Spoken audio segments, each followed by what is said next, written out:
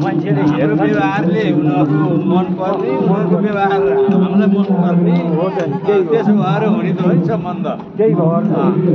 मन अनुसार देखिन्छ के अरे होइन आफ्नो आफ्नो संस्कृति गरेर कलाकारहरूप्रति हार्दिक सम्मान कृतज्ञता धन्यता अर्पण गर्न चाहन्छु र यो शतकुण्डीय कार्यक्रम कोटीहोम आयोजक परिवार जसले नेपालमा ऐतिहासिक सनातन संस्कृतिलाई उजागर गर्नको एउटा मात्र होइन साथै प्रदेशमा कोटीहोम यज्ञको आयोजना गर्ने भनेर विशेष पर्व विशेष उत्सवमा